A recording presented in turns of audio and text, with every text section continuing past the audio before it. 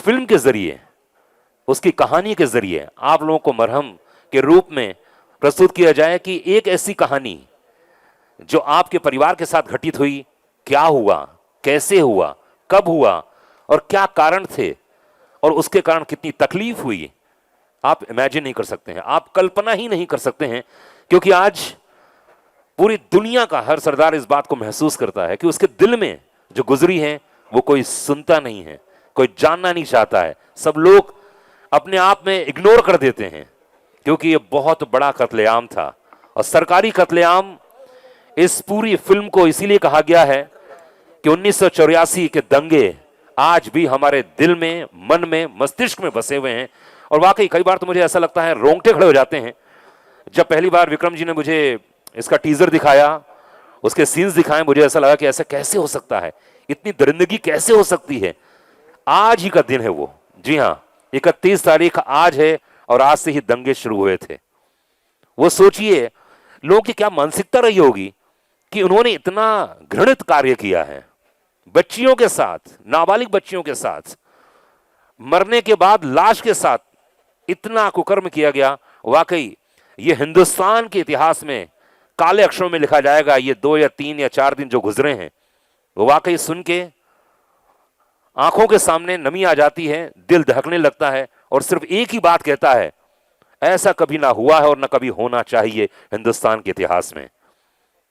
मैं बहुत नम्रता से और बहुत विनम्रता से कहना चाहता हूं कि उस समय की सरकार ने साथ नहीं दिया हमारा।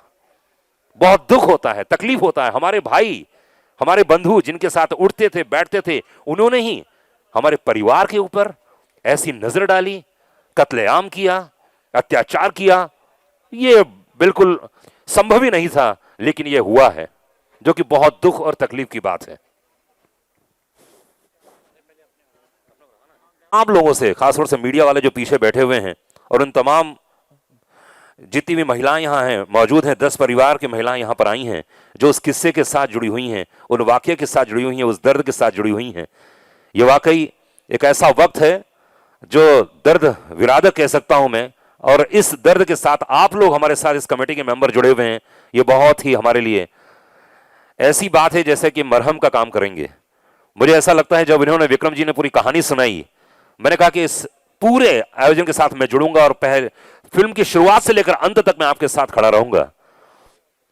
कोई पैसे की बात नहीं है, कोई रुपए की बात नहीं है, सिर्फ सेवा भाव है कि हमारे सरदार भाइयों को जस्टिस, यानी जितनी भी जस्टिस की बात आती है हमेशा क्यों पीछे हट जाती है हमारी गवर्नमेंट, हमारी सरकार। मुझे बहुत दुख और तकलीफ होती है। और खासतौर से यही बात जब 1984 के दंगों की थी तो बहुत तकलीफ हुई थी। उस समय ऐसा लगा था कि ऐसा कैसे संभव हो सकता है, लेकिन आज जब हम पीछे पलट कर देखते हैं तो उन्होंने इस बात को दोहराया है और इस बात को फिर से कुरेदा है विक्रम जी ने अपनी राइटिंग के जरिए, इस फिल्म के जरिए, इस पर्दे पर दिखाने के जरिए। हम कुछ समय के पहले यहाँ पर आपको ट्रेलर दिखाएंगे, टीजर दिखाएंगे, गाने दिखाएंगे जो हम लोगों ने बेसिक बनाए हैं और उन कलाकारों से भी मिलाएंगे जो इस फिल्म में शामिल होने जाएंगे।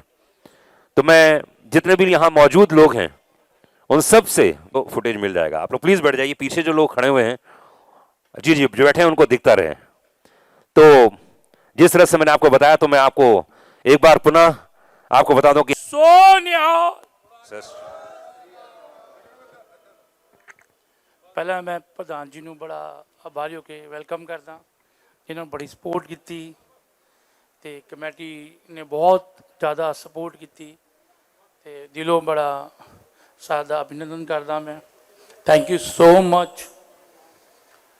सर 84 कई फिल्मां आई हैं मेरे तो पहले, बहुत लोगों ने 84 बनाई। 84 जब नाम आता है तो या तो इंदिरा गांधी जी का डैथ या सरदार का कतलेआम, उसके अलावा 84 सिर्फ 84 आने तो बाद लोग याद करते हैं। मैं इस पिक्चर से, इस चीज़ों से 8-9 साल रिसर्च किया। कहते जिदा जिदा आप बाणी पढ़ते हैं, बाणी के अंदर डुबते जाते हैं, अंदर होर होर होर तसल्ली होंदी है। मैं जो रिसर्च कर स्टार्ट किया, अंदर गया, होर बढ़िया, तो सुन लग्या कि यार जो असली चीज़ है या असली साड़ा दर्द है वो तो बाहर ही नहीं आया हाल तक। ਨਾ ਕਿਸੇ ਨੇ ਸਮਝਿਆ ਤੇ ਨਾ ਕਿਸੇ ਨੇ ਸਪੋਰਟ ਕੀਤੀ। ਬਸ 84 ਆਂਦਾ ਹੈ ਤੇ 84 ਤੋਂ ਬਾਅਦ 2 ਦਿਨ ਨਿਊਜ਼ ਲੱਗਦੀ ਹੈ ਤੇ 2 ਦਿਨ ਨਿਊਜ਼ ਤੋਂ ਬਾਅਦ ਗੱਲ ਖਤਮ ਹੋ ਜਾਂਦੀ ਹੈ। ਦਿੱਲੀ ਕਮੇਟੀ ਇੰਨੇ ਟਾਈਮ ਤੋਂ ਕੇਸ ਲੜ ਰਹੀ ਹੈ ਤੇ ਬਹੁਤ ਵੱਡੀ ਗੱਲ ਹੈ ਕਿ ਇਹਨਾਂ ਪੂਰੀ ਕਮੇਟੀ ਨੇ ਕੇਸ ਲੜਿਆ ਤੇ ਅੱਗੇ ਲੜ ਵੀ ਰਹੇ ਨੇ ਤੇ ਇਨਸਾਫ ਸਾਨੂੰ ਅੱਜ ਵੀ ਨਹੀਂ ਮਿਲਿਆ। ਅੱਜ ਵੀ ਸਾਡੇ ਕੋਲ ਅੱਜ ਵੀ ਅਸੀਂ ਖਾਲੀ ਹੱਥ ਖੜੇ ਹਾਂ। ਤੇ ਮੈਂ ਕੋਸ਼ਿਸ਼ ਕਰ ਰਿਹਾ ਕਿ ਮੈਂ ਟਾਈਟਲ ਬੜੀ ਸੋਚ ਸਮਝ ਕੇ ਰੱਖਿਆ ਜੋ ਸਾਡੇ ਨਾਲ ਹੋਇਆ ਤੇ ਤਾਂ ਟਾਈਟਲ ਮੈਂ ਰੱਖਿਆ ਸਰਕਾਰੀ ਕਤਲੇਆਮ। ਸਰਕਾਰੀ ਕਤਲੇਆਮ ਦਾ ਮਤਲਬ ਹੈਗਾ ਜੋ ਹੋਇਆ, ਜੋ ਸਾਡੇ ਨਾਲ ਹੋਇਆ। ਦੇਖੋ ਅਸੀਂ ਦਰਦ ਜਿਨ੍ਹਾਂ ਨਾਲ ਹੋਇਆ ਉਹ ਦਰਦ ਅਸੀਂ ਫੀਲ ਨਹੀਂ ਕਰ ਸਕਦੇ, ਅਸੀਂ ਬਿਆਨ ਵੀ ਨਹੀਂ ਕਰ ਸਕਦੇ। ਜਦੋਂ ਤੁਸੀਂ ਮੈਂ ਲੋਕਾਂ ਨਾਲ ਮਿਲਿਆ ਬੈਠਿਆ, ਕਈ ਰਾਤਾਂ ਸੁੱਤਾ ਵੀ ਨਹੀਂ ਮੈਂ, ਰੋਟੀ ਵੀ ਅੰਦਰ ਨਹੀਂ ਗਈ। ਅਸੀਂ ਆਪਣੇ ਕੌਮ ਵਾਸਤੇ ਨਹੀਂ ਕੁਝ ਕਰ ਸਕਦੇ ਕਿਉਂਕਿ ਅਸੀਂ ਸਿਰਫ ਸਰਕਾਰੀ ਗੱਲਾਂ ਕਰਕੇ ਟਾਲ ਦਿੰਦੇ ਹਾਂ, ਕਰ ਦਿੰਦੇ ਹਾਂ। ਮੈਨੂੰ ਹਿੰਮਤ, ਮੈਂ ਸ਼ਾਇਦ ਵਿਚਕਾਰ ਮੈਂ ਹਿੰਮਤ ਛੱਡ ਗਿਆ। ਮੈਂ ਕਈ ਜਗ੍ਹਾ ਇਸ ਚੀਜ਼ ਨੂੰ ਲੈ ਕੇ ਗਿਆ ਬਹੁਤ ਜ਼ਿਆਦਾ ਕੀਤਾ ਤੇ ਲੋਕਾਂ ਨੇ ਮੈਨੂੰ ਕਈ ਨੇ ਕਿਹਾ ਕਿ ਯਾਰ ਟਾਈਟਲ ਬਦਲ ਲਾ, ਬੜਾ ਔਖਾ ਹੋਏਗਾ ਤੂੰ ਟਾਈਟਲ ਦੇ ਬਾਅਦ। ਤੇ ਮੈਂ ਜਦੋਂ ਪਹੁੰਚਿਆ ਦਿੱਲੀ ਤੇ ਦਿੱਲੀ ਤੱਕ ਲਿਆਉਣ ਵਾਲੇ ਮੈਨੂੰ ਮੇਰੇ ਵੱਡੇ ਵੀਰ ਪੰਮੀ ਬਾਈ ਸੀ, ਜਿਨ੍ਹਾਂ ਦਾ ਮੈਂ ਦਿਲੋਂ ਬੜਾ ਆਭਾਰੀ ਹਾਂ। ਤੇ ਮੈਂ ਇਹਨਾਂ ਨੂੰ ਵੱਡਾ ਬਾਈ ਨਹੀਂ ਕਹਿੰਦਾ, ਮਤਲਬ ਬਹੁਤ ਵੱਡੇ ਮੰਨਦਾ ਵੀ ਹਾਂ। ਤੇ ਇਹਨਾਂ ਨੇ ਕਮੇਟੀ ਤੱਕ ਲਿਆਏ ਤੇ ਕਮੇਟੀ ਨੇ ਮੈਨੂੰ ਪੂਰਾ ਹੌਸਲਾ ਦਿੱਤਾ ਤੇ ਕਾਕਾ ਤੇਰੇ ਨਾਲ ਖੜੇ ਆ, ਕਰ, ਤੂੰ ਨਾ ਬਦਲੀ ਤੇ ਮੈਨੂੰ ਤੁਹਾਡੀ ਸਾਰਿਆਂ ਦੀ ਸਪੋਰਟ ਚਾਹੀਦੀ ਆ। ਮੈਂ ਇਸ ਚੀਜ਼ ਨੂੰ ਸਾਹਮਣੇ ਲਿਆ ਰਿਹਾ, ਮੈਂ ਨਹੀਂ ਬਦਲਾਂਗਾ, ਇਹ ਮੇਰੀ ਜ਼ੁਬਾਨ ਹੈਗੀ ਆ।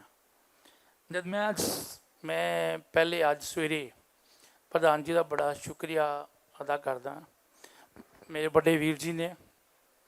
ਮੈਂ ਇਹ ਪਹਿਲੇ ਗਿਆ ਤੇ ਮੈਨੂੰ ਕਹਿੰਦੇ ਕਿ ਕਾਕਾ ਤੂੰ ਇੱਡਾ ਬੜਾ ਕਰ ਰਿਹਾ ਤੇ ਆਪ ਸਿਰੋਂ ਮੋਨਾ ਹੈਗਾ, ਤੂੰ ਨਾ ਤੇਰਾ ਵਿਕਰਮ ਸਿੰਘ ਸੰਧੂ ਹੈ ਤੇ ਸਿਰ ਤੇ ਤੇਰੇ ਪੱਗ ਹੈ ਨਹੀਂ, ਤੇ ਪਹਿਲਾਂ ਸਿੱਖੀ ਸਰੂਪ 'ਚ ਆ, ਫਿਰ ਤੇਰੇ ਨਾਲ ਫੁੱਲ ਸਪੋਰਟ ਆ।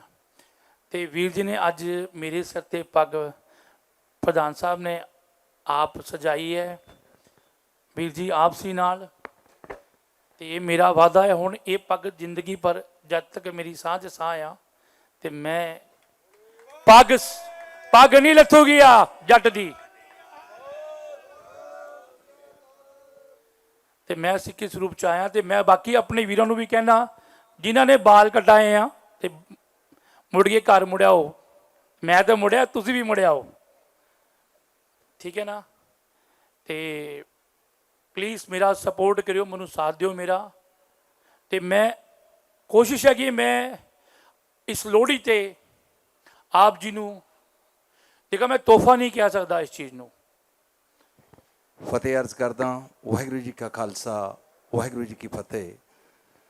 ਸਾਡੇ ਦਿੱਲੀ ਗੁਰਦੁਆਰਾ ਪ੍ਰਬੰਧਕ ਕਮੇਟੀ ਦੇ ਪ੍ਰਧਾਨ ਮੇਰੇ ਬੜੇ ਹੀ ਸਤਿਕਾਰਯੋਗ ਭਰਾ ਸਰਦਾਰ ਹਰਮੀਤ ਸਿੰਘ ਜੀ ਤੇ ਉਹਨਾਂ ਦੇ ਸਾਰੇ ਹੀ ਕਮੇਟੀ ਮੈਂਬਰਸ, ਭੁੱਲਰ ਸਾਹਿਬ ਹੋਣੀ ਤੇ ਸਾਡੇ ਵਿੱਚ ਵਿਸ਼ੇਸ਼ ਤੌਰ 'ਤੇ ਦਰਦੀ ਸਾਹਿਬ ਪਦਮ ਸ਼੍ਰੀ ਜੋ ਮੇਰੇ ਆਪਦੇ ਸ਼ਹਿਰ ਤੋਂ ਨੇ ਤੇ ਚੜ੍ਹਦੀ ਕਲਾ ਟਾਈਮ TV ਵੱਲੋਂ ਉਹ ਵੀ ਸ਼ਸ਼ੋਭਤ ਨੇ। ਡਾਕਟਰ ਰਵੇਲ ਸਿੰਘ ਜੋ ਪੰਜਾਬੀ ਅਕੈਡਮੀ ਦੇ ਸਕੱਤਰ ਰਹੇ ਨੇ, ਦਿੱਲੀ ਯੂਨੀਵਰਸਿਟੀ ਦੇ ਪ੍ਰੋਫੈਸਰ ਰਹੇ ਨੇ, ਉਹ ਵੀ ਸ਼ਸ਼ੋਭਤ ਨੇ। ਸਰਦਾਰ ਬਚਿੱਤਰ ਸਿੰਘ ਜੋ ਇਸ 84 ਦੇ ਵਿੱਚ ਜਿਨ੍ਹਾਂ ਨੇ ਆਪਦੇ ਸਿਰ ਦੇ ਉੱਤੇ ਇਹਨੂੰ ਪੂਰਾ ਲੰਘਾਇਆ ਹੈ ਇਹ ਦੌਰ, ਉਹ ਵਿਸ਼ੇਸ਼ ਤੌਰ 'ਤੇ ਅਮਰੀਕਾ ਤੋਂ ਆਏ ਹੋਏ ਨੇ, ਉਹ ਵੀ ਸ਼ਸ਼ੋਭਤ ਨੇ। ਹੋਰ ਸਾਰਾ ਮੀਡੀਆ ਇੱਥੇ ਸ਼ਸ਼ੋਭਤ ਹੈ। ਮੈਂ ਆਪਦੇ ਵੱਲੋਂ ਸਰਦਾਰ ਵਿਕਰਮ ਸਿੰਘ ਸੰਧੂ ਨੂੰ ਇਸ ਗੱਲ ਦੀ ਮੁਬਾਰਕਬਾਦ ਪੇਸ਼ ਕਰਦਾ ਕਿ ਉਹ ਇਸ ਕਿਸਮ ਦੇ ਸਬਜੈਕਟ ਦੇ ਉੱਤੇ ਇੱਕ ਯੂਨੀਕ ਢੰਗ ਨਾਲ ਉਸ ਨੂੰ ਪੇਸ਼ ਕਰਨ ਦਾ ਤਹਈਆ ਕੀਤਾ ਉਹਨਾਂ ਨੇ। ਤੇ ਅਸੀਂ ਸਾਰੇ ਦਿੱਲੀ ਕਮੇਟੀ, ਸਰਦਾਰ ਮਨਜਿੰਦਰ ਸਿੰਘ ਸਰਸਾ ਹੋਣੀ, ਕੁਛ ਆਪਦੇ ਅਗੇਤੇ ਰੁਝੇਵਿਆਂ ਕਰਕੇ ਅੱਜ ਇੱਥੇ ਸ਼ਿਰਕਤ ਨਹੀਂ ਕਰ ਸਕੇ। ਉਹ ਯੂਪੀ ਦੇ ਵਿੱਚ ਉਹਨਾਂ ਦੇ ਆਲਰੇਡੀ ਪਹਿਲਾਂ ਕੋਈ ਫਿਕਸ ਸੀ ਪ੍ਰੋਗਰਾਮ, ਉੱਥੇ ਚਲੇ ਗਏ ਨੇ, ਪਰ ਉਹਨਾਂ ਦੀ ਹਾਜ਼ਰੀ ਸਾਡੇ ਅੰਗ ਸੰਗ ਹੈ। ਅਤੇ ਡਾਕਟਰ ਜਸਪਾਲ ਸਿੰਘ ਸਾਬਕਾ ਵਾਈਸ ਚਾਂਸਲਰ ਅਤੇ ਸਰਦਾਰ ਤਰਲੋਚਨ ਸਿੰਘ ਸਾਬਕਾ ਮੈਂਬਰ ਪਾਰਲੀਮੈਂਟ, ਉਹਨਾਂ ਨੇ ਵੀ ਸ਼ਿਰਕਤ ਕਰਨੀ ਸੀ, ਪਰ ਅੱਜ ਕੁਛ ਟ੍ਰੈਫਿਕ ਜਾਮ ਕਰਕੇ ਉਹ ਟਾਈਮਲੀ ਨਹੀਂ ਇੱਥੇ ਪਹੁੰਚ ਸਕੇ। ਉਹਨਾਂ ਦੀ ਵੀ ਮੈਂ ਹਾਜ਼ਰੀ ਮੰਚ ਤੋਂ ਪ੍ਰਵਾਨ ਕਰਵਾਉਣਾ। ਸੋ ਮੈਂ ਇਸ ਦੇ ਲਈ ਵਿਕਰਮ ਦੀ ਪੂਰੀ ਟੀਮ ਨੂੰ ਮੁਬਾਰਕਬਾਦ ਪੇਸ਼ ਕਰਦਾ ਕਿ ਅਸੀਂ ਇਸ ਸਮਾਗਮ ਨੂੰ ਹੋਰ ਅੱਗੇ ਤੋਰੀਏ। ਅਤੇ ਮੈਂ ਚਾਹੁੰਦਾ ਕਿ ਪਹਿਲਾਂ ਜਿਹੜਾ ਫਿਲਮ ਦਾ ਪੋਸਟਰ ਹੈ ਪ੍ਰਧਾਨ ਸਾਹਿਬ ਹੋਣਾ ਨੂੰ ਅਤੇ ਉਹਨਾਂ ਦੀ ਪੂਰੀ ਟੀਮ ਨੂੰ, ਦਰਦੀ ਸਾਹਿਬ ਹੋਣਾ ਨੂੰ, ਰਵੇਲ ਹੋਣਾ ਨੂੰ ਮੰਚ 'ਤੇ ਬੁਲਾ ਕੇ ਅਸੀਂ ਉਹ ਕਰੀਏ।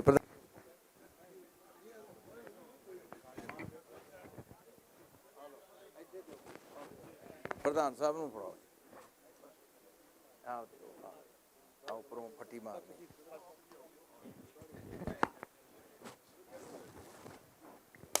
ਬੋਲੇ ਸੋ ਨਿਹਾਲ ਸ੍ਰੀ ਅਕਾਲ।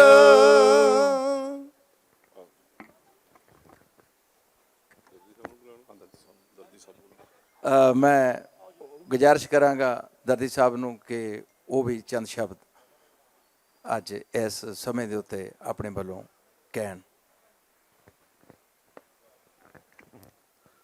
ਸਤਿ ਸੰਗਤ ਜੀ, ਅੱਜ ਦਾ ਦਿਨ ਹਿੰਦੁਸਤਾਨ ਦੇ ਨਹੀਂ ਸਗੋਂ ਸਾਰੇ ਸੰਸਾਰ ਦੇ ਇਤਿਹਾਸ ਵਿੱਚ ਕਾਲਾ ਦਿਨ ਹੈ, ਜਦੋਂ ਹਿੰਦੁਸਤਾਨ ਦੀ ਰਾਜਧਾਨੀ ਵਿੱਚ ਸਿੱਖਾਂ ਦਾ ਸ਼ਰੇਆਮ ਕਤਲੇਆਮ ਕੀਤਾ ਗਿਆ ਅਤੇ ਉਸ ਕਤਲੇਆਮ ਦੇ ਦਰਦਨਾਕ ਸਾਕੇ ਨੂੰ ਦਿਖਾਉਣ ਲਈ ਜੋ ਇਹ ਕਤਲੇਆਮ ਦੀ ਫਿਲਮ ਬਣਾਈ ਗਈ ਹੈ, ਉਸ ਲਈ ਵਿਕਰਮ ਜੀ ਨੂੰ ਸ਼ਾਬਾਸ਼ ਦੇਣੀ ਬਣਦੀ ਹੈ ਕਿ ਉਹ ਵਿਧਵਾਵਾਂ ਦੀ ਕਲੋਨੀ 'ਚ ਜਾ ਕੇ ਵਿਧਵਾਵਾਂ ਦੇ ਦੁੱਖ ਨੂੰ ਨਹੀਂ ਦੇਖ ਸਕੇ। ਇਹ ਸੱਚ ਦੀ ਦੀਵਾਰ ਦਿੱਲੀ ਗੁਰਦੁਆਰਾ ਪ੍ਰਬੰਧਕ ਕਮੇਟੀ ਵੱਲੋਂ ਬਣਾਈ ਗਈ ਉਹ ਦੀਵਾਰ ਹੈ ਜੋ ਇਸ ਕਤਲੇਆਮ ਦੇ ਸੱਚ ਨੂੰ ਬਿਆਨ ਕਰਦੀ ਹੈ ਅਤੇ ਦੇਖ ਕੇ ਹਰ ਇਨਸਾਨ ਦੇ ਅੱਖਾਂ ਵਿੱਚ ਆਂਸੂ ਆਉਂਦੇ ਹਨ ਅਤੇ ਸਰਕਾਰ ਨੂੰ, ਉਸ ਸਮੇਂ ਦੀ ਸਰਕਾਰ ਨੂੰ ਲਾਹਨਤ ਪੈਂਦੀ ਹੈ। ਮੈਂ ਸਮਝਦਾ ਹਾਂ ਕਿ ਦਿੱਲੀ ਸਿੱਖ ਗੁਰਦੁਆਰਾ ਪ੍ਰਬੰਧਕ ਕਮੇਟੀ ਨੇ ਹਮੇਸ਼ਾ ਜਾਗਰਤ ਕੀਤਾ ਜਾਂਦਾ ਹੈ। ਕੱਲ੍ਹ ਦਾ ਦਿਨ ਜਦੋਂ ਸਿੱਖਾਂ ਦਾ ਕਤਲੇਆਮ ਸ਼ੁਰੂ ਹੋਇਆ, ਉਸ ਦਿਨ ਮੈਂ ਦਿੱਲੀ ਵਿੱਚ ਹੀ ਸੀ ਅਤੇ ਇਹ ਸਾਰੇ ਭਿਆਨਕ ਦ੍ਰਿਸ਼ ਮੈਂ ਆਪਣੀਆਂ ਅੱਖਾਂ ਨਾਲ ਦੇਖੇ ਸਨ। ਅੱਜ ਸਿੱਖ ਕੌਮ ਇਨਸਾਫ ਦੀ ਪ੍ਰਾਪਤੀ ਲਈ ਅਜੇ ਵੀ ਜਦੋਜਹਿਦ ਕਰ ਰਹੀ ਹੈ ਅਤੇ ਪਿਛਲੇ ਸਾਲਾਂ ਵਿੱਚ ਜਿਤਨੇ ਵੀ ਅਦਾਲਤਾਂ 'ਚ ਕੇਸ ਹੋਏ, ਭਾਵੇਂ ਬਹੁਤ ਘੱਟ ਰਿਜ਼ਲਟ ਆਏ, ਲੇਕਿਨ ਦਿੱਲੀ ਕਮੇਟੀ ਨੇ ਪੂਰੀ ਸ਼ਕਤੀ ਦੇ ਨਾਲ ਉਹ ਕੇਸ ਲੜੇ ਅਤੇ ਕੇਸ ਲੜਨ ਤੋਂ ਇਲਾਵਾ ਵੀ ਇਸ ਬੇਇਨਸਾਫੀ ਵਿਰੁੱਧ ਆਵਾਜ਼ ਬੁਲੰਦ ਕੀਤੀ। ਅੱਜ ਜਦੋਂ ਤੁਸੀਂ ਇਹ ਸਮਾਗਮ ਕਰਕੇ ਸਾਰੀ ਦੁਨੀਆ ਦੇ ਵਿੱਚ ਬੈਠੇ ਇਨਸਾਨੀਅਤ ਪਸੰਦ ਲੋਕਾਂ ਨੂੰ ਇਸ ਇਨਸਾਫ ਦੀ ਪ੍ਰਾਪਤੀ ਲਈ ਸੁਨੇਹਾ ਦੇ ਰਹੇ ਹੋ ਅਤੇ ਇਹ ਯਤਨ ਕਰ ਰਹੇ ਹੋ ਕਿ ਫਿਰ ਕਦੇ ਸਾਡੀ ਘੱਟ ਗਿਣਤੀ ਕੌਮ ਨੂੰ ਇਸ ਤਰ੍ਹਾਂ ਦਾ ਦੁਖਾਂਤ ਨਾ ਦੇਖਣਾ ਪਵੇ, ਤਾਂ ਸਾਰੀ ਗੁਰਦੁਆਰਾ ਕਮੇਟੀ ਦੀ ਮੈਂ ਸ਼ਲਾਘਾ ਕਰਕੇ ਇਸ ਫਿਲਮ ਦੇ ਪ੍ਰੋਡਿਊਸਰਾਂ ਨੂੰ ਵੀ ਬਹੁਤ ਵਧਾਈ ਵੀ ਦੇਵਾਂਗਾ, ਸ਼ਾਬਾਸ਼ ਵੀ ਦੇਵਾਂਗਾ ਕਿ ਤੁਸੀਂ ਬਹੁਤ ਵਧੀਆ ਕੰਮ ਕੀਤਾ ਹੈ। ਮੇਰੇ ਕਰਨਯੋਗ ਜੋ ਕੰਮ ਹੈ, ਮੈਂ ਜੇ ਤੁਸੀਂ ਚਾਹੋਗੇ ਤਾਂ ਇਸ ਫਿਲਮ ਨੂੰ ਸਾਰੇ ਸੰਸਾਰ ਦੇ ਲੋਕਾਂ ਨੂੰ ਦਿਖਾਉਣ ਦੀ ਸੇਵਾ ਕਰਾਂਗਾ। Thank you very much. Waheguru ji ਕਾ ਖਾਲਸਾ, ਵਾਹਿਗੁਰੂ ਜੀ ਕੀ ਫਤਿਹ। ਬਹੁਤ ਮਿਹਰਬਾਨੀ ਦਰਦੀ ਸਾਹਿਬ।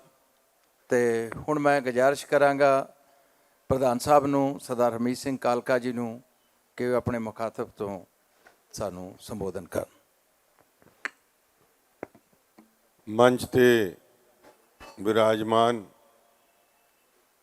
ਸ਼੍ਰੀ ਵਿਕਰਮ ਸੰਧੂ ਜੀ, ਪੰਮੀ ਬਾਈ ਜੀ, ਦਿੱਲੀ ਸਿੱਖ ਗੁਰਦੁਆਰਾ ਪ੍ਰਬੰਧਕ ਕਮੇਟੀ ਦੇ ਮੇਰੇ ਸਮੂਚੇ ਸਹਿਯੋਗੀ ਸਾਥੀ ਸਾਹਿਬਾਨ, ਆਏ ਹੋਏ ਸਾਰੇ ਹੀ ਪਤਵੰਤੇ ਸੱਜਣ, ਨਿਹੰਗ ਸਿੰਘ ਜਥੇਬੰਦੀਆਂ ਤੋਂ ਬਾਬਾ ਜੀ ਹੋਣਾ ਸਾਰੇ ਗੁਰੂ ਮਹਾਰਾਜ ਦੀ ਫਤਿਹ ਸਾਂਝ ਕਰੀਏ। ਵਾਹਿਗੁਰੂ ਜੀ ਕਾ ਖਾਲਸਾ ਵਾਹਿਗੁਰੂ ਜੀ ਕੀ ਫਤਿਹ।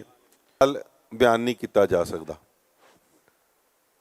ਅੱਜ 39 ਸਾਲਾਂ ਦੇ ਬਾਅਦ ਸਾਨੂੰ ਜਿਸ ਤਰੀਕੇ ਦੇ ਨਾਲ ਥੋੜੀ ਰਾਹਤ ਮਿਲਣੀ ਸ਼ੁਰੂ ਹੋਈ, ਉਹ ਦਰਿੰਦੇ ਜਿਹੜੇ ਸਰੇਆਮ ਸੜਕਾਂ ਦੇ ਉੱਤੇ ਘੁੰਮਦੇ ਸੀ, ਸੱਜਣ ਕੁਮਾਰ ਟੈਟਲਰ ਵਰਗੇ, ਉਹਨਾਂ ਤੇ ਸ਼ਿਕੰਜਾ ਕੱਸਣਾ ਸ਼ੁਰੂ ਹੋਇਆ। ਔਰ ਅੱਜ ਸੱਜਣ ਕੁਮਾਰ ਪਿਛਲੇ 3 ਸਾਲ 4 ਸਾਲ ਤੋਂ ਜਿਸ ਤਰੀਕੇ ਦੇ ਨਾਲ ਜੇਲ੍ਹਾਂ ਦੀ ਸਲਾਖਾ ਪਿੱਛੇ ਵੇ, ਮੈਂ ਉਹੀ ਸਰਕਾਰ, ਦੂਜੀ ਸਰਕਾਰ, ਜਿਹਦਾ ਇੱਕ ਸਰਕਾਰ ਦੇ ਬਾਰੇ ਅਸੀਂ ਗੱਲ ਕਰ ਰਹੇ ਹਾਂ ਕਿ ਸਰਕਾਰੀ ਕਤਲੇਆਮ, ਤੇ ਦੂਜੀ ਸਰਕਾਰ ਦਾ ਧੰਨਵਾਦ ਵੀ ਸਾਨੂੰ ਇਸ ਮੌਕੇ ਤੇ ਕਰਨਾ ਚਾਹੀਦਾ ਕਿ ਜਿਹੜੇ ਕੋਈ ਕ੍ਰਾਈਮ ਸਾਈਟ ਦੇ ਉੱਤੇ ਅਗਰ ਕੋਈ ਅੱਧੇ ਘੰਟੇ ਦਾ ਟਾਈਮ ਮਿਲ ਜਾਏ ਕਿਸੇ ਕ੍ਰਿਮੀਨਲ ਨੂੰ, ਉਹ ਸਾਰੇ ਜਿਹੜੇ ਸਬੂਤ ਹੈ ਉਹ ਮਿਟਾ ਦਿੰਦਾ। ਮਗਰ ਇੰਨੇ ਸਾਲ 34-35 ਸਾਲ ਬਾਅਦ ਵੀ ਸਰਕਾਰ ਨੇ SIT ਬਣਾ ਕੇ ਜਿਸ ਤਰੀਕੇ ਦੇ ਨਾਲ ਸੱਜਣ ਕੁਮਾਰ ਨੂੰ ਅੰਦਰ ਕੀਤਾ, ਔਰ ਹੁਣ ਜਗਦੀਸ਼ ਟੈਟਲਰ ਦੀ ਵਾਰੀ ਹੈ। ਜਿੰਨੀ ਮਰਜ਼ੀਆਂ ਬੇਲਾਂ ਲਗਾ ਲੈਣ, ਜਿੰਨੇ ਮਰਜ਼ੀਆਂ ਕੋਸ਼ਿਸ਼ਾਂ ਕਰ ਲੈਣ, ਮਗਰ ਜਿਹੜੇ ਗਵਾਹੀਆਂ ਉਹਨਾਂ ਦੀਆਂ ਹੋਈਆਂ, ਮੈਂ ਉਹਨਾਂ ਪਰਿਵਾਰਾਂ ਦਾ ਵੀ ਧੰਨਵਾਦ ਕਰਾਂਗਾ ਜਿਹੜੀਆਂ ਸਾਡੀਆਂ ਭੈਣਾਵਾਂ ਮਾਤਾਵਾਂ ਨੇ ਬੇਧੜਕ ਹੋ ਕੇ ਜਿਸ ਤਰੀਕੇ ਦੇ ਨਾਲ ਗਵਾਹੀਆਂ ਦਿੱਤੀਆਂ, ਔਰ ਉਹ ਗਵਾਹੀਆਂ ਦਾ ਕਾਰਨ ਅੱਜ ਸਾਰਿਆਂ ਦੇ ਉੱਤੇ ਇਹ ਫਾਂਸੀ ਦੇ ਫੰਦੇ ਲਟਕ ਰਹੇ ਹੈ। ਔਰ ਬਹੁਤ ਜਲਦੀ ਤੁਹਾਨੂੰ ਇਹ ਵਿਸ਼ਵਾਸ ਦਿਵਾਉਂਦੇ ਹਾਂ ਕਿ ਜਗਦੀਸ਼ ਟੈਟਲਰ ਵੀ ਸਲਾਖਾਂ ਦੇ ਪਿੱਛੇ ਜਾਏਗਾ। ਸੋ ਮੈਂ ਗੱਲ ਜ਼ਿਆਦਾ ਲੰਬੀ ਨਾ ਕਰਦੇ ਹੋਏ ਤੁਹਾਨੂੰ ਸਾਰਿਆਂ ਨੂੰ, ਕਿਉਂਕਿ ਅੱਜ ਦਾ ਇੱਕ ਮਕਸਦ ਸੀ, ਜਿਸ ਵਕਤ ਵਿਕਰਮ ਜੀ ਨੇ ਸਾਡੇ ਨਾਲ ਗੱਲ ਕੀਤੀ ਕਿ ਜੀ ਮੈਂ ਇਸ ਆਪਣੀ ਪਿਕਚਰ ਦੀ ਸ਼ੁਰੂਆਤ ਇੱਕ ਟੀਜ਼ਰ ਰਾਹੀਂ ਕਰਨਾ ਚਾਹੁੰਦਾ। ਅਸੀਂ ਉਹਨਾਂ ਨੂੰ ਕਿਹਾ ਕਿ ਅਗਰ ਕਰਨਾ ਹੈ ਔਰ ਇਹਦੀ ਅਗਰ ਅਸਲੀਅਤ ਜਗ੍ਹਾ ਅਗਰ ਕੋਈ ਬੰਦੀ ਹੈ ਤੇ ਇਹ ਸੱਚ ਦੀ ਕੰਧ, ਜਿੱਥੇ ਦਿੱਲੀ ਸਿੱਖ ਗੁਰਦੁਆਰਾ ਪ੍ਰਬੰਧਕ ਕਮੇਟੀ ਨੇ ਮੈਮੋਰੀਅਲ ਬਣਾਇਆ, ਜਿੱਥੇ ਸਾਡੇ ਉਹਨਾਂ ਸ਼ਹੀਦਾਂ ਪਰਿਵਾਰ ਦੇ ਸ਼ਹੀਦਾਂ ਦੇ ਨਾਮ ਲਿਖੇ ਨੇ, ਇਹ ਸੱਚੀ ਸ਼ਰਧਾਂਜਲੀ ਹੋਈ ਤਾਂ ਹੀ ਹੋ ਸਕਦੀ ਹੈ ਕਿ ਜਦ ਅਸੀਂ ਉਹਨਾਂ ਦੇ ਨਾਮਾਂ ਦੇ ਅੱਗੇ ਖੜੇ ਹੋ ਕੇ ਇਹ ਪ੍ਰਣ ਕਰੀਏ ਕਿ ਇਹ ਜਿਹੜੀ ਇਮਾਨਦਾਰੀ ਨਾਲ ਜਿਹੜੀ ਪਿਕਚਰ ਬਣਨ ਜਾ ਰਹੀ ਹੈ, ਸਰਕਾਰ ਨੂੰ ਵੀ ਐਕਸਪੋਜ਼ ਕਰੇਗੀ, ਔਰ ਸਰਕਾਰ ਦੇ ਨਾਲ ਨਾਲ ਉਹਨਾਂ ਲੋਕਾਂ ਦੇ ਦਰਦ ਨੇ ਜਿਹੜੇ ਉਹ ਵੀ ਲੋਕਾਂ ਤੱਕ ਲੈ ਕੇ ਆਵਾਂਗੇ ਕਿ ਕਿਸ ਤਰੀਕੇ ਦੇ ਨਾਲ ਕੌਮ ਇਹ ਤਸ਼ੱਦਦ ਪਿਛਲੇ 39 ਸਾਲਾਂ ਤੋਂ ਝੇਲ ਰਹੀ ਹੈ। ਸੋ ਅੱਜ ਇਹ ਉਹ ਸਥਾਨ ਜਿੱਥੇ ਦਿੱਲੀ ਸਿੱਖ ਗੁਰਦੁਆਰਾ ਪ੍ਰਬੰਧਕ ਕਮੇਟੀ ਨੇ ਇੱਕ ਮੈਮੋਰੀਅਲ ਬਣਾਇਆ, ਕਿਉਂਕਿ ਅਸੀਂ ਬੜੀ ਕੋਸ਼ਿਸ਼ ਕਰਦੇ ਰਹੇ, 30-35 ਸਾਲ ਲੱਗ ਗਏ ਸਰਕਾਰਾਂ ਨੂੰ ਕਿ ਸਾਨੂੰ ਕੋਈ 2 ਗਜ਼ ਜਗ੍ਹਾ ਦੇ ਦੇਵੋ ਕਿ ਜਿੱਥੇ ਅਸੀਂ ਆਪਣੇ ਉਹਨਾਂ ਸ਼ਹੀਦਾਂ ਦਾ ਮੈਮੋਰੀਅਲ ਬਣਾ ਸਕੀਏ, ਮਗਰ ਉਹ ਸਰਕਾਰ ਨੇ ਸਾਨੂੰ ਨਹੀਂ ਦਿੱਤਾ। ਉਹ ਕਾਂਗਰਸ ਦੀ ਸਰਕਾਰ ਜਦ ਤੱਕ ਰਾਜ ਦੇ ਵਿੱਚ ਰਹੀ, ਸਾਨੂੰ ਇੱਕ ਜਗ੍ਹਾ 1-2 ਵਾਰ ਸਾਨੂੰ ਅਲਾਟ ਕਰਨ ਦੀ ਗੱਲ ਹੋਈ, ਜਿੱਥੇ ਅਸੀਂ ਧੱਕੇ ਨਾਲ ਪਾਰਕਾਂ ਦੇ ਵਿੱਚ, ਤੇ ਰਾਤੋਂ ਰਾਤ ਉਹ ਵੀ ਬੰਦ ਕਰਤਾ ਜਾਂਦਾ ਸੀ ਕਿ ਇੱਥੇ ਤੁਹਾਨੂੰ ਇਜਾਜ਼ਤ ਨਹੀਂ ਦਿੱਤੀ ਜਾਂਦੀ। ਸੋ ਫੈਸਲਾ ਲਿਆ ਦਿੱਲੀ ਸਿੱਖ ਗੁਰਦੁਆਰਾ ਪ੍ਰਬੰਧਕ ਕਮੇਟੀ ਨੇ ਕਿ ਗੁਰੂ ਤੇਗ ਬਹਾਦਰ ਸਾਹਿਬ ਦੇ ਉਸ ਸਥਾਨ ਦੇ ਉੱਤੇ ਇਸ ਜਗ੍ਹਾ ਨੂੰ ਅਸੀਂ ਅਲੱਗ ਕਰਕੇ ਇਹ ਸ਼ਹੀਦਾਂ ਦਾ ਸਮਾਰਕ ਬਣਾਈਏ, ਜਿੱਥੇ ਅਸੀਂ ਹਰ ਸਾਲ ਜਿਹੜੀ ਹੈ 1 ਤਰੀਕ ਨੂੰ ਉਹਨਾਂ ਸ਼ਹੀਦਾਂ ਨੂੰ ਸ਼ਰਧਾਂਜਲੀ ਦੇਣ ਅਸੀਂ ਇਕੱਠੇ ਹੁੰਦੇ ਆ। ਔਰ ਅੱਜ ਉਸ ਸਥਾਨ ਦੇ ਉੱਤੋਂ ਇਹ ਪਿਕਚਰ ਦਾ ਟੀਜ਼ਰ ਰਿਲੀਜ਼ ਕਰਨਾ, ਇਸ ਪਿਕਚਰ ਦਾ ਉਦਘਾਟਨ, ਮੈਂ ਸਮਝਦਾ ਗੁਰੂ ਮਹਾਰਾਜ ਨੇ ਵਾਕਈ ਤੁਹਾਡੇ ਤੇ ਕਿਰਪਾ ਕੀਤੀ ਹੈ ਕਿ ਤੁਸੀਂ ਉਹਨਾਂ ਸ਼ਹੀਦਾਂ ਨੂੰ ਅਸਲੀ ਸ਼ਰਧਾਂਜਲੀ ਦੇਣ ਵਾਸਤੇ ਇਹ ਕੰਮ ਕਰਨ ਜਾ ਰਹੇ ਹੋ। ਸੋ ਮੈਂ ਇਸ ਮੌਕੇ ਤੇ ਤੁਹਾਨੂੰ ਦਿੱਲੀ ਸਿੱਖ ਗੁਰਦੁਆਰਾ ਪ੍ਰਬੰਧਕ ਕਮੇਟੀ ਵੱਲੋਂ ਵਿਸ਼ਵਾਸ ਦਿਵਾਉਂਦਾ, ਤੁਹਾਨੂੰ ਜਿਹੜੇ ਸਹਿਯੋਗ ਦੀ ਲੋੜ ਪਏਗੀ ਅਸੀਂ ਤੁਹਾਡੇ ਨਾਲ ਖਲੋਤੇ ਹਾਂ।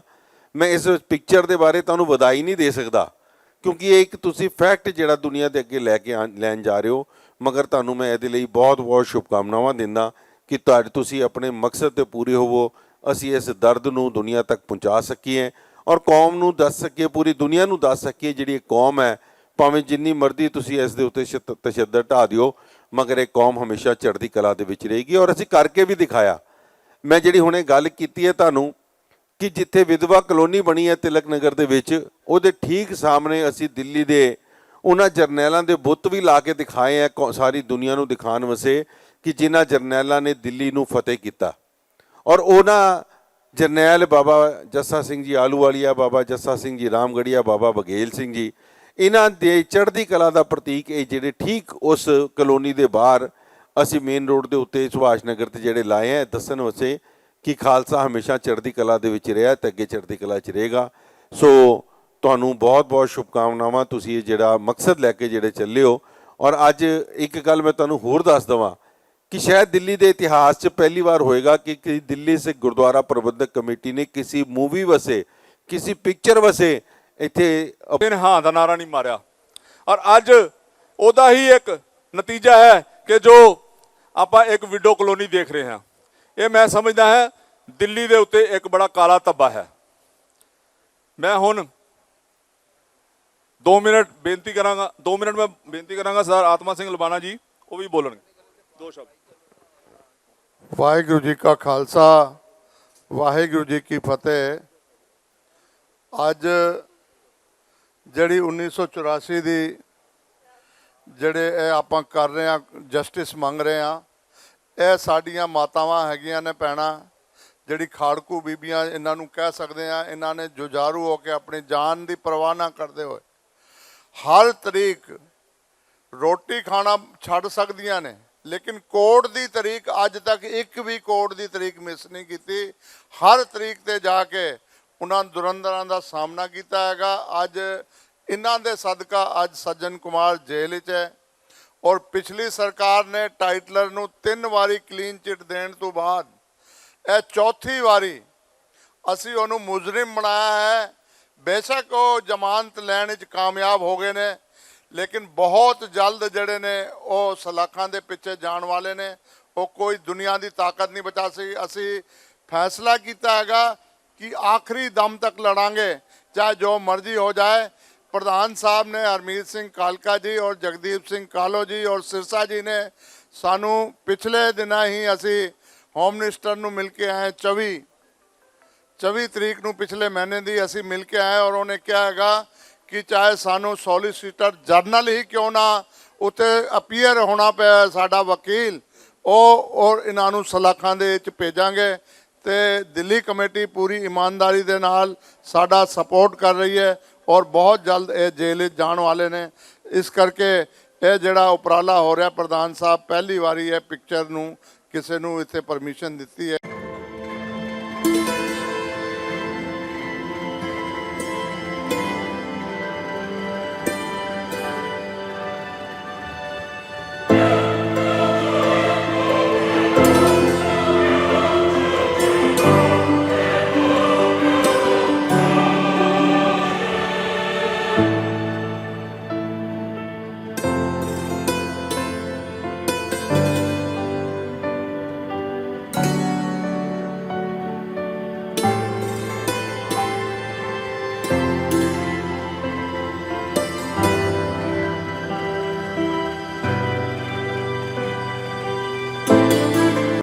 नहीं माता जी,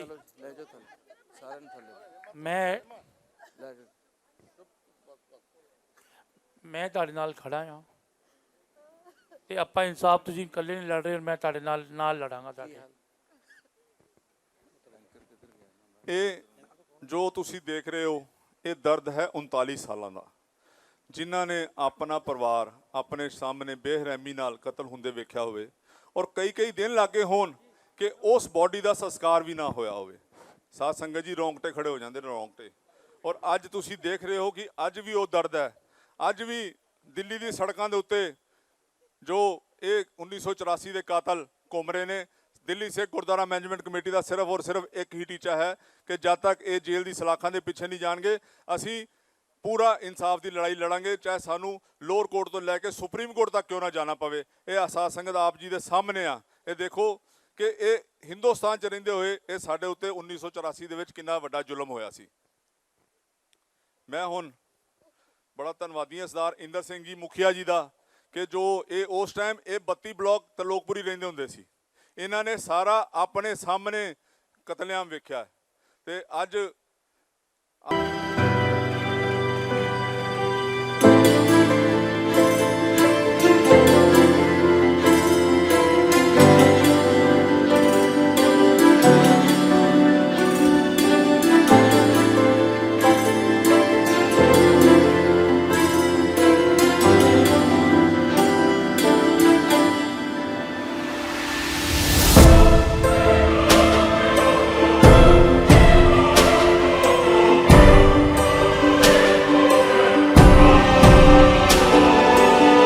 सत श्री अकाल जी, जितने भी लोग यहाँ मौजूद हैं सबको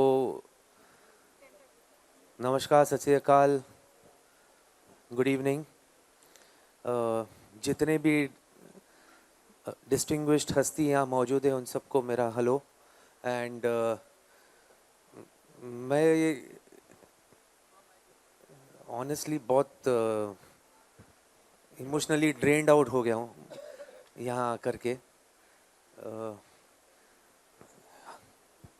आई जेन्युइनली, मैं जब मुझे पाजी ने बुलाया था 2-3 दिन पहले ही हमारी मुलाकात हुई, इन्होंने बुलाया तो मैं एज एन एक्टर इनके पास गया था और जो भी इन्होंने मुझे सुनाया उस वक्त इतना नहीं, पर यहाँ आकर के जितनी भी मेरी माता है इनको देख कर के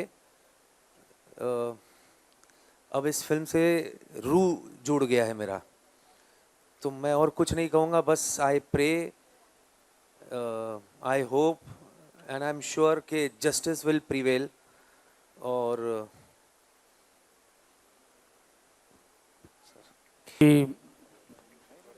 थोड़ा सा दीपराज जी कुछ बोलें टेलर के बाद। आप सभी को यहाँ आने के लिए बहुत बहुत धन्यवाद। और मैं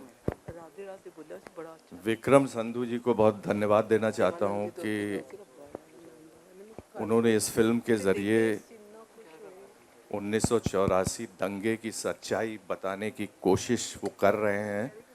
इसके लिए मैं बहुत बहुत बधाई देना चाहता हूँ उनको। धन्यवाद। Thank you. पमी जी इस समय हमारे साथ मेरे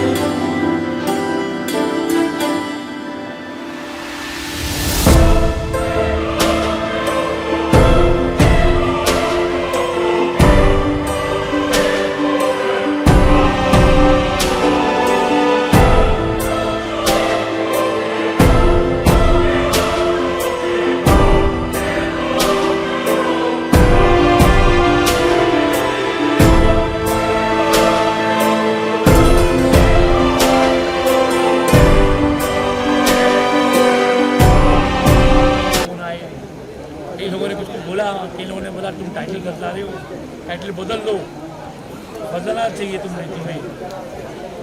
तो मैं अपनी कौम से और अपने लोगों से मैं वादा कर रहा हूँ, चाहे कुछ भी हो जाएगा, किसी तरीके से कुछ भी हो, ना तो मैं टाइटल चेंज करूँगा। और मेरी पूरी कोशिश है कि मैं तोहफा, मैं बोलूँ ना, मैं लोडी को तोहफा नहीं दी, इसको तोहफा नहीं बोलता। पर ये दर्द है, मैं अपने दर्द को इसको सामने लेकर आ रहा हूँ। सर 39 साल हो गए इस घटना को, क्योंकि सोशल मुद्दे पे है, समाज के लिए सर मैं देखो पंजाब और मैं आपसे बोल रहा हूँ, मेरी पठानकोट में शूट है और मुझे मान साहब से बड़ी उम्मीद है, बहुत उम्मीद है मान साहब से। मैं 2-3 दिन में मान साहब से मिलने जाना चाहता हूँ जी। मैं मान साहब से, पंजाब सीएम से मिलने जा रहा हूँ कि वो मुझे क्या सपोर्ट करें। और पंजाब के उन जथादन हमारे जितने भी हैं, मैं पंजाब से उनसे आशीर्वाद देने जाने वाला हूँ। मैं अब हफ्ते तक दरबार साहब मत्था टेकने जा रहा हूँ, वहाँ मैं रह गया हूँ, आशीर्वाद नहीं लिया मैंने। मैं वहाँ दरबार साहब मत्था टेकने जा रहा हूँ और पंजाब की कमेटी पूरी सपोर्ट करेगी, मुझे पता अभी बाजी पूरी सपोर्ट करेंगे। और मैं ये भी जानता हूँ कि जिन्ने साढ़े पंजाब है नहीं, वो भी मैंने पूरी सपोर्ट करेंगे। बाकी मैं खड़ा हूँ। सर ये 2024 में फिल्म रिलीज होने जा रही है, 2024 में लोकसभा चुनाव भी है, क्या कहना चाहिए? मैं चुनाव से मुझे कोई लेना देना नहीं है, मुझे अपनी कौम से लेना देना है सिर्फ, और अपने लोगों से लेना है। 39 साल बाद फिर ये दर्द एक बार फिर आप लोगों के सामने आप लेके आ रहे हैं। बताइए, मैं पूरी मीडिया से सवाल आप पूछ रहे हैं और मैं एक सवाल क्वेश्चन नहीं पूछा, सच्चाई बताइए, आप दिल से हाथ नहीं, आप क्वेश्चन तो सुन लीजिए सर। हाँ जी, क्वेश्चन तो पूछ लीजिए ना सर। जी पूछिए। 39 साल बाद फिर ये दर्द आप फिर दोबारा से लेके आ रहे हैं, रिपीट कर रहे हैं, लगातार होता आ रहा है और लोगों के दर्द को फिर आप उभार रहे हैं, क्योंकि किस तरीके से लोग अपने जहन में उस दर्द को भूलना चाहते हैं। तो क्या ये सरकारी कत्लेआम के द्वारा आप फिर क्या उनकी भावनाओं को खेल रहे हैं या क्या कर रहे हैं? सर जब तक इंसाफ नहीं मिलेगा हम लोगों को, आज मैं खड़ा हूँ, कल मेरे यहाँ कोई और खड़ा होगा। इंसाफ, लगातार इंसाफ की मांग होती है, कोर्ट तक बात जा रही है। मैं खड़ा हूँ, मेरे कल कोई और खड़ा होगा। सर हमें इंसाफ चाहिए और इंसाफ की दिल्ली कमेटी लड़ रही है, उनके साथ अब मैं खड़ा हूँ। सर आपको जब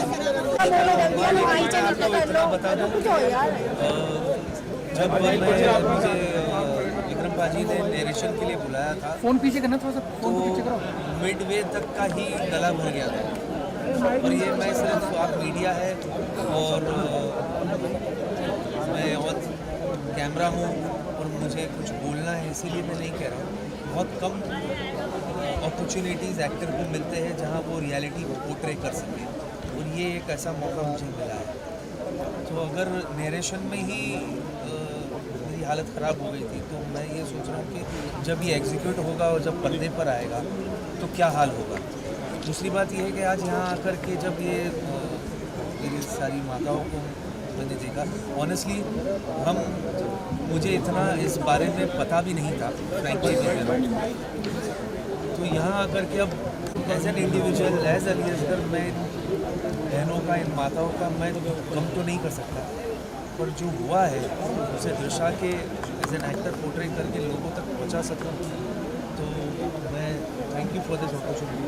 अली जी, इसके कहीं ना कहीं जज्बाती हो गए, क्या आप मानते हैं कि इतना बड़ा वक्फा हो गया, इतना बड़ा वक्त हो गया, पिछली सरकारों ने इंसाफ नहीं किया और अब इंसाफ मिल रहा है? सर मैं सरकारों का के बारे में मैं कुछ नहीं बोल सकता सर। मैं सिर्फ ये बोलूँगा कि जो देखिए, वो इन्होंने अभी किसी ने कहा कि ये इसको तो इतने साल हो गए, अब आप फिर से ज़ख्म क्यों ताज़ा कर रहे हो? सर जो जिनके घर में ये हादसा हुए है सर, वो 50 साल भी हो जाएंगे, 100 साल भी हो जाएंगे, उनके लिए वो दुख ही रहेगा sir. You know one can not, it will, वो दर्द कभी नहीं जा सकता सर। हाँ, हमारे पेरेंट्स हम खो देते हैं सर, तो क्या हम भूल जाते हैं क्या जब हम पेरेंट्स बन जाते हैं? तो नहीं, तो ये तो बहुत मुश्किल है सर। सर मैं सरकार नहीं, मैं सरकार के बदनाम आया सपोर्ट मांगने गया, पर मेरी कमेटी की वजह से, मेरी अपनी गुरुद्वारा प्रबंधन सारी कमेटी दिल्ली से मुझे फुल सपोर्ट है। संधू साहब, आपसे पूछना चाहूँगा, इतनी इंपॉर्टेंट फिल्म है जो कहीं हिंदुस्तान की बाकी आवाम को बताती है, जो उस टाइम पे वो जनरेशन मौजूद नहीं थी, जिन्होंने ये कत्लेआम नहीं देखा, जिन्होंने ये नहीं देखा, ये उनका सौभाग्य रहा। क्या खास वजह मानते हैं इस पूरी की पूरी फिल्म के माध्यम से, क्या मैसेज, क्या पैगाम सोसाइटी को देना चाहते हैं? सर मैं इस फिल्म के माध्यम से अपनी जो सच्चाई है 1984 की, मैं वो लेके वो दिखाना चाहता हूँ। राणा साहब, आपसे सवाल, you already been part of 31 October, एक फिल्म का और हिस्सा रहे हैं जो 84 के दंगों को दर्शाती है। जहाँ तक मुझे याद है, आगे आ जाएंगे तो आपने निभाया राणा साहब। क्या खास मानते हैं, क्योंकि आप ऑलरेडी इस पूरे सब्जेक्ट का एक बार हिस्सा रह चुके हैं, अब दूसरा के उसी मुद्दे पे, उन्हीं दंगों पे, उन्हीं जुल्म पे आप प्लेइंग समथिंग एल्स, क्या फर्क है 31 अक्टूबर में और सरकारी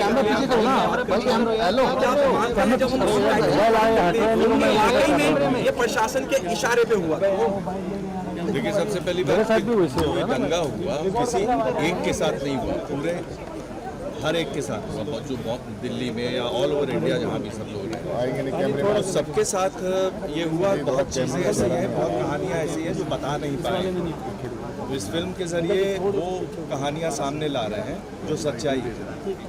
और पुलिस के बारे में आप जो बोल रहे हैं कि पुलिस के केस में अच्छाइयाँ भी हैं, बुराइयाँ भी।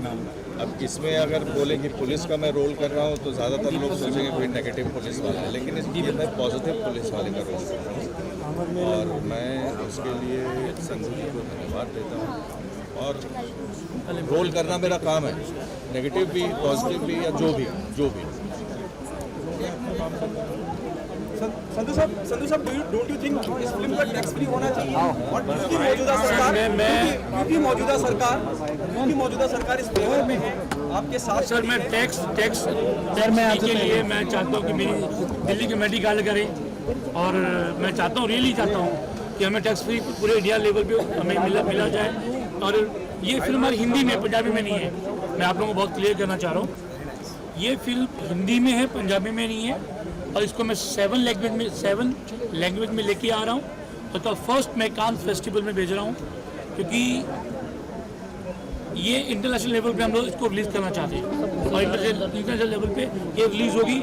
ओवरसीज़ और इंडिया एक साथ रिलीज होगी। ऐसा नहीं होगा कि हम इंडिया में अलग रिलीज करें और ओवरसीज में अलग रिलीज करें। और टैक्स फी के लिए प्लीज़ दिल्ली कम्युनिटी से चाहता हूँ सरदार जी, एक बहुत स्पष्ट सवाल है, कम्युनिटी को तो डोमिनेट करेगी फिल्म, अदर कम्युनिटीज़ को ये मैसेज कैसे अवेयरनेस के लिए लाओगे कि इस फिल्म को देखे, वो भी जाने की क्या दर्द है सिख कम्युनिटी का? देखिए, ये आज एक जो आपने क्वेश्चन किया बहुत अच्छा क्वेश्चन है कि दूसरी कम्युनिटी को मैसेज कैसे जाएगा। आज सबसे मेन चीज़ है वो देखने वाली ये है कि जो भी कम्युनिटी आज मिनोरिटी के अंदर है, तो उस टाइम की जो सरकार थी, मौके की सरकार थी, उन्होंने मिनोरिटी देख के ये सब दंगे करवाए। और आज जो ये फिल्म का टाइटल रखा गया है सरकारी कत्लेआम 1984, मैं समझता हूँ एकदम फिट बैठता है, क्योंकि उस टाइम जिस टाइम ये 84 हुआ, मैं दिल्ली में ही था, मेरी एज उस टाइम 16-17 साल थी, मैंने अपनी आंखों से सब चीज़ें देखी हैं। और आज ये जो फिल्म आ रही है, इससे समाज को एक पता लगेगा कि जब सरकारें दंगे कराती हैं तो कैसे होती हैं। क्योंकि कारण है उस टाइम जो पुलिस प्रशासन है 4 दिन के लिए एकदम सुन्न हो गया था, किसी ने भी कोई किसी किस्म का कोई साथ नहीं दिया। और एक देश का जो प्रधानमंत्री है वो ये बोलता है कि जब पेड़ गिरता है तो धरती हिलती है। तो आप यहाँ से समझ सकते हैं कि वाकई में जो इस फिल्म का टाइटल है सरकारी कत्लेआम 1984, वो एकदम सही रखा गया है कि ये सरकार ने ही उस टाइम के ये जो दंगे हैं वो करवाए थे और इसमें इन्वॉल्व रही थी। उन्होंने पूरी छूट दी थी 4 दिन तक कि आप जितनी गुंडागर्दी कर सकते हो आप गुंडागर्दी करो, और जितना बेरहमी से सिखों के कत्ल कर सकते हो उनको कत्ल किया जाए, जितना सिखों की बहू बेटियों को बेपत कर सकते हो आप बेपत करो। क्योंकि ये सारी आपने यहाँ पर देखा होगा कि ये जो सच की दीवार है, यहाँ पर आज भी वो जो तस्वीरें हैं वो मुँह से बोलती हैं, उनका दर्द मुंह से बोलता है। आपने थोड़ी देर पहले देखा होगा कि जो 1984 की जो विधवाएं हैं जो अभी स्टेज के ऊपर आई थी, आज भी उनका दर्द जो है जब ये दिन आते हैं, 31 अक्टूबर का दिन आता है, 1 नवंबर का दिन आता है, क्योंकि ये आज के दिन ही दंगे शुरू हुए थे, तो उनका दर्द वैसे ही छलक आता है कि उनकी आंखों के सामने कैसे उनके जो घर वाले हैं, कैसे उनके छोटे छोटे बच्चे थे, बच्ची थे, उनको कैसे बेरहमी से कत्ल किया गया और कई दिन जो लाशें नहीं उठने दी गई। देखो कितनी गुंडागर्दी होगी, कितनी मानवता का उस टाइम हनन हुआ कि वो लाशें उठा के उनका संस्कार नहीं होने दिया। बहुत सारी लाशें ऐसी थी जो आधी जली हुई थी और आधी जो वैसे ही पड़ी हुई थी। तो मैं समझता हूँ ये एक बहुत बड़ा टाइम था। और संधू साहब की जो 10 साल की मेहनत है और इसमें ये जो लेके आ रहे हैं फिल्म, इसमें आपको और समाज को ये सारी सच्चाई पता लगेगी। मैं समझता हूँ ये बहुत एक अच्छा इनका उपराला है। तो आपको क्या लगा कि अच्छा एक बताइए, 8 से 10 साल के बच्चे को टायर गले में डालकर जलाना सही था? सही था ना? सही है आप लोग मेहनत था ना? अच्छा की वजह थोड़े दिन पहले एक बड़ा हादसा हुआ कि मणिपुर में ये हो गया, मणिपुर में वो हो गया, ये हो गया, पूरी सरकारें वहाँ पहुँच गई, सब वहाँ पहुँच के ये दर्द है वो दर्द है। क्या 84 का दर्द किसको नजर नहीं आया? 84 का दर्द किसको नजर नहीं आया? सर आप है कि नहीं? मैं इसमें अपने मेरे कई एक्टर ऐसे हैं जो मैं इंट्रोड्यूस भी नए एक्टर में इंट्रोड्यूस कर रहा हूँ। आगे जैसे